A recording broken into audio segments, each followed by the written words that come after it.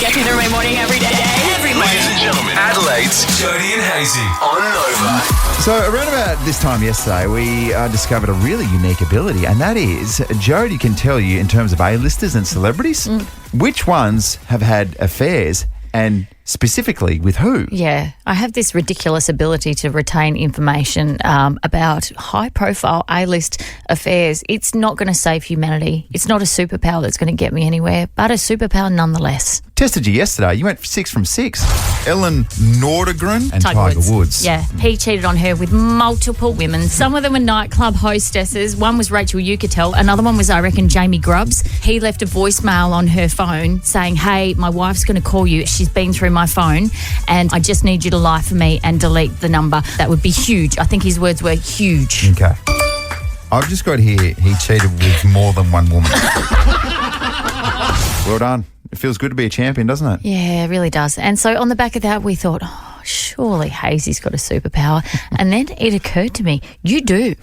You do. I have thrown footballers' names at you before, and you have this innate ability to either say A, what their number is, or B, how many games they played. Am I correct? Yeah, I think it stems from the fact that I really wanted to be a footballer so bad but never got there. So I would focus my attention on people who made it. Okay, so are we doing this? Yeah, I reckon we are. Oh my gosh, this is concerning. From the producers that brought you Jodie and Hazy's celebrity cheating scandal quiz comes the next big quiz. It's Jodie and Hazy's porn and clothes legends games played in their career quiz. Just rolls off the tongue there, doesn't it? Doesn't it? Very nice. A bit of feedback for producer Flack. Just a tiny bit wordy, we were saying off the intro, but that's okay. Which is half its charm. Yeah. Here we are. Okay, are you ready? I'm nervous. I'm quite nervous. Here You'll we go. be right. Okay, so I have got, we're going to go 1 for 1 here. Yep. I've got 4 Crows players. Producer Flack over there has got 3 Port Adelaide players. They're all legends of the game. Yep. Do you know, Andrew Hayes, how many games they played? Are you ready? Yes. I am going to kick us off with an easy one. Mark Rashutoot, otherwise known as Mark Roo Rashuto. Well, that's an easy one, isn't it? 312 games. Oh, yeah. For the multiple All-Australian. What, 8-time All-Australian? I don't know, mate. You're telling the story. Ridiculous Brownlow medalist. Okay. Unbelievable, Saints. Well done. Thanks for that absolute piece of candy to kick us off. There we go. 1 from 1. Okay. Ding yourself. Oh, sorry. Well done. Very good. All right. Hit me again. Next round, please. Producer Flack, you're up with a Port Adelaide legend. Let's go. Former captain Dom Cassisi. Oh. Ooh, that's a good one. I'm going to say 228 games. Oh my God. He's done it. Dom Cassisi. Wow. What a beautiful man as well, Dom. Isn't he gorge? Absolutely sensational person. He's a mortgage broker now. He looks after all the Oddy's finances. Oh, God. There you go. There you go. So you need someone you can trust with your money. Go to Dom Cassisi. Yeah. All right. You ready for Crows legend number 2? Nigel Smart. Nigel Smart. Let's go 278 games. Shut up. Hazy. Why am I good at this? Why can't I remember my kids' birthdays? Remember the games played by footballers. She's incredible. All right. What a superpower. You're 3 from 3. All right, I'm going to get you on this one. Yep. Current legend, going around one more time, Travis Boak. Travis Boak. Come on, hit me with something easy. 371 games. Oh my God. Yes. He's done it. Can I save you some time as well? That's 100 games ahead of his good mate Robbie Gray on 271. No, what? Hang on. I'm going to have to change players. That was my third one. Is it going to be Robbie Gray? Okay. Okay. No, give me a second. That's I'm all right. removing Robbie Gray, putting someone else in. Why you do that? Okay, I'm going to hit you with my 3rd Crows legend, Andrew McLeod. Andrew McLeod. See, I always wanted Andrew McLeod to go one more season to get to the magical 350-game milestone, but his knee just wouldn't let it, so he had to finish on 340 games. Unbelievable scenes. Whoa. This is amazing. Scenes. Okay. Thank you very much. All right. Here we go. I've replaced Robbie Gray and I've got you on this one. Okay. I've absolutely got you. Is it a legend? Not total games, but total games for Port Adelaide, please. Oh. Gavin Wanganeen. Okay, it's funny you should say that. So Gav Wanganeen, of course, played 173 games for Essendon, which means he played 127 games for Port Adelaide. That takes us to a total of 300 games there, Flack. You're a freak of nature. You are a freak of nature. Why am I good at this? Okay. But I can't even tie my own shoelaces. All right. Okay, you ready? There is no way known on earth that you will know this one. Okay. All right, ready? Not so much a Crows legend, but a crowd favourite, I'm going to say. Wayne Wiedemann. The weed. Do you know why this is funny? Why? Oh, because I was obsessed with the weed. Were you? So I know this off the top of my head. That's 68 games.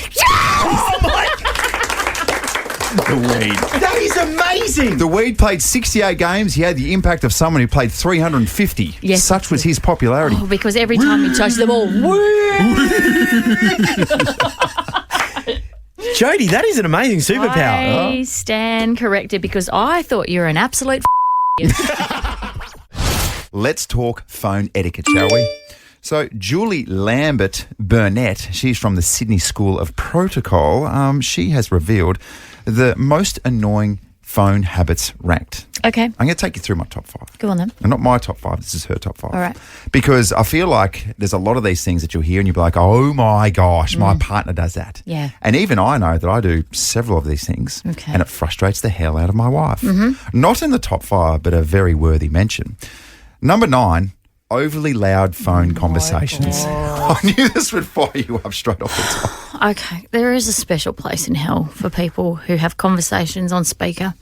And it happened yesterday in Chibo. It's just a guy just sitting there just having the loudest conversation, and I will death stare you. I can guarantee you I will death stare you till you do something about it. Yeah, but he's so entrenched in the conversation, he doesn't even know that you're looking at him. That's the thing.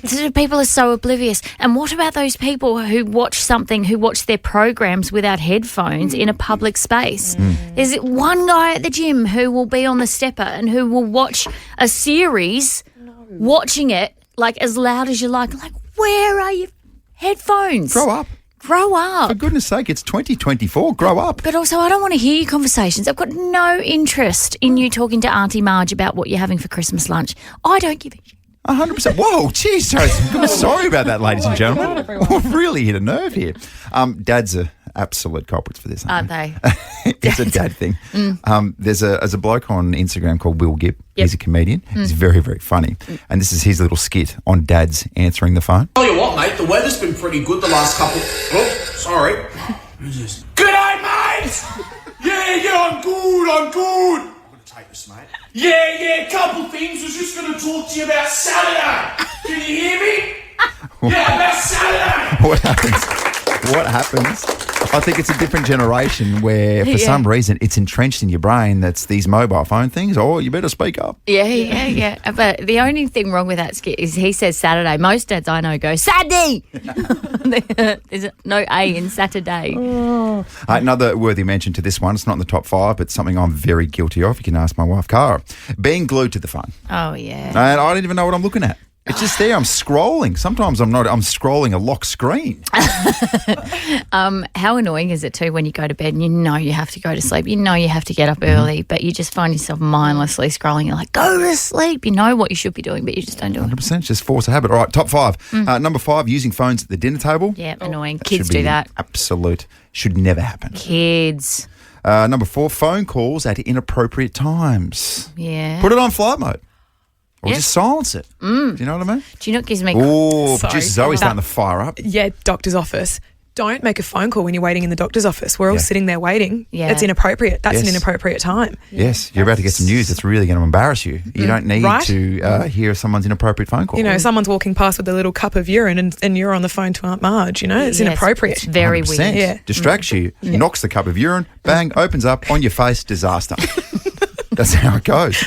Number 3, constantly checking notifications. Oh, we're all I turn guilty mine of that. off. Don't you turn yours off? Well- Otherwise your phone would constantly be pinging. Well, you're clearly getting more notifications than me. Mine doesn't ping very often, unfortunately. It's quite sad. When I notify you that I've texted, you will just promptly ignore that for about 6 hours. That's good by me, isn't it? I'm trying to live in the moment. Yeah, it's great. Or, Honest with you. Yeah. Very honest with you. and I'll be like, okay, that's a very, very large spell on the toilet because it's been several hours now. Again, just living in the moment. Okay. Soaking it all up, getting some me time. Number 2, taking too many photos. Oh, yeah. Don't even start me on this one. Who am I looking at here, ladies? Not me. No? I don't take Producer too many Zoe, you take too many photos? I don't take it too. Most of my camera rolls of you two. You're taking a photo right now as we speak. Put it down. It's potentially ended friendships for me, like when you go out with people Oh, who that's all they the want to worst. do is take photos. Really? I'm like, I can't be bothered with this anymore. Okay. Here's the number 1. You ready? Yeah. The number 1 most annoying phone habit is texting during conversations. You do that. Excuse me very Sorry, much. you both do that. Oh, do I do that? Respectfully. What do you mean? I do not do that. Excuse me, I've got to take this. It's that time of the year, Joe. It's very, very exciting stuff. No. We're talking about Christmas. We're talking about when all the dictionaries release their words of the year. Oh, yeah. Should I give you a quick little history lesson? Sure. Last sort of few days. So, Colesworth was the word for the Australian National Dictionary Centre. Combination of Coles and Woolworths. Spot on. Collins Dictionary had brat, which we learnt was, and just a quick little recap. Brat Jenzel. Summer. Brat Summer. Charlie XCX. Yeah. All over it, isn't she? I'm so keen for my brat summer. Oh, my gosh. Or actually, I'll just be hanging out with little brats all summer. Good luck So with your that's brat it. summer. Not that much fun at all. Yesterday we had in-shitification Yes. from Macquarie Dictionary. That's when today, customer service becomes worse and worse and worse. Till it becomes in-shitified. yeah, What? yeah, Crazy. true story. She's been away. Yeah. And sorry. right now, Catching up. dictionary.com, we've got a new one. Oh, yeah. And it is producer Zoe. Demure. Demure. All right. Meaning? Can you please explain it to us and use it in a sentence? So if something is very demure, it is very reserved, quiet, modest, mindful. Mm-hmm. And we know it blew up on TikTok because Yes, we do. there is a very funny creator. Her name is Jules LeBron, and she was talking about her makeup being very demure, very mindful. This clip in particular was very demure, very cutesy. You see how I do my makeup for work? Very demure, very mindful. See how I look very presentable? The way I came to the interview is the way I go to the job. A lot of you girls go to the interview looking like Marge Simpson and go to the job looking like Patty and Selma. Not demure. Not now you've demure. connected with the older people. Yeah. Do not ever go to a job interview looking like Patty or Selma. No. Because you look terrible and you probably smell terrible as well, like cigarettes. Yeah, like a lot of cigarettes. And you'd sound very husky. How would you say demure? Demure. Very cutesy. Yeah, there you go. That's good. Yes. You gotta say it with sass. Fitzy Fridays, Fitzy Fridays, da da da da da da. Fitzy Fridays. I've told you this before, Jones. Rain, hail, or shine, or even if we're at Santa's Wonderland, we will speak to Ryan Fitzy Fitzgerald for Fitzy Friday. Is certainly no way, and we've said this before, can we kick into a weekend without our fix of Fitzy? Wouldn't even dare. No. There he is. Good morning, great man. I'm just shattered that I'm not at the Wonderland with you guys, because what a great place that is for kids. I mean, for us it was always the Arcapar growing up was was Santa's Wonderland, but for you guys to have families there and to enjoy the day, I mean, I think it's time to start putting the Christmas tree up. I mean, it's not December yet, but it's just around the corner. And if only you work for Nova and you could get some free passes. Oh, well, shame. It is a good time of year, though, isn't it? It's a great time of the year. You know what? The Fitzgeralds, we pick a house, we go to the house. My cousin Shane rocks up with his homemade bourbon, which is good. Nothing could go wrong with that. What about one year? Mum was working at the dental surgery down on Beach Road at Christie's Beach, and someone came in and said, Claire, would you like to buy some Billabong T-shirts? And she said, oh, do you know what? My son is a massive surfing. He loves to surf. This is when I was younger. Yeah. I'll buy 5 of them. If they're that cheap, I'll Yep. buy 5 of them. Took them home, gave them to me for Christmas, and unfortunately, I can't wear a Billabong T-shirt. I can't. And the funniest moment was, as soon as I said that, my cousin Shane goes, I'll wear them. Shadow's good. Can I ask of Shane's homemade bourbon? Bourbon is one of those spirits that traditionally makes men very angry. Yeah, it's I can fighting only juice. imagine what it would do if it was made in someone's backyard shed. Oh, my God. It is actually not bad, but that's the Fitzgerald family Christmas Christmas. So I'm looking forward to it, guys. The weather's been magnificent leading up so far, so it should be great. Can I ask a question? Do you do Kris Kringle, or are you sort of buying each person an individual present? So this year it's changed up. I'm not sure if your kids are aware, or Jodie, you're aware on YouTube. You know the Norris nuts? The Norris family? Oh, yes, do I? Yes. So they're a lovely family. Sabre Norris kicked it off. They're all great surfers and skaters. But they have had so much success through YouTube that they've actually bought themselves a house each in Bondi. This is how much money they make. Have they? It's crazy, but they, as a family, they're a lovely family, and it's good for the kids to watch. But they do this thing where the mum and dad give them some money and they'll go to a store and buy each other gifts. So this year we're doing a Marion trip. Yeah. And it's $100 and you got to buy a present each for each other. Oh, and then we present them on the day. So that's what our Kris Kringle is for the family this year. Is that the only thing you get involved in terms of other presents, Fitzy? Like, do you ever buy presents, or is it just BJ's job? And not because you're lazy, but because you know that BJ has the best taste. It's genuinely because you're lazy. I loathe it so much. Coming up with ideas, and it's like, that'd be so funny. It's a kangaroo scrotum bottle opener. They would love that. That's so funny. Never used it. But that's our setup this year. So Lenny wants a PS5. He's been asking quite a bit at the moment, but yeah, I don't know if you can afford it. I remember when I was younger, I wanted a Commodore 64 for years. I asked Santa Claus for years. 3 years, didn't get it. I'm going, this is a disgrace. Yeah. And then I'm not joking, one year there was a present under the tree that it was long and it was rectangular, which was sort of the size of the Commodore 64 and the keyboard. Yeah. And I thought, this is it. And I am not joking. Santa Claus gave me a set of Bible story books. Yay! And Mum and Dad were sniggering over in the corner, just laughing their heads off to see my reaction. How cruel is that? Yeah, that is shocking. Oh, Fitzy, you know comedy better than us, but I feel like with your young lad, if you were to, I don't know, maybe strap a PS2 to a PS3 and call it a PS5, I think that he would very much enjoy that. That is a great idea. Oh, well done. That is a great idea. Christmas sorted in the Fitzgeralds. Well done. Hey, Fitzy, so good to talk to you as per usual. We'll have to get you out here to Santa's Wonderland on the ice skates, on the ice skating rink. I'd love to Graceful. see that. Oh, yes. Would love that. Would love enjoy, guys, and we'll speak to you next week. Your father, he's on the naughty list. Jodie and Hayes's Naughty at 6:40. Naughty. The Friday edition where we go in a blue direction. Yeah. We'll straighten back up after 7 o'clock, but right now, very, very blue, very saucy. Now, you love stories involving faulty penises. Well, I'm sorry. What have you got? Okay. A man in New Mexico has been awarded the biggest medical payout in history after doctors irreversibly damaged his penile.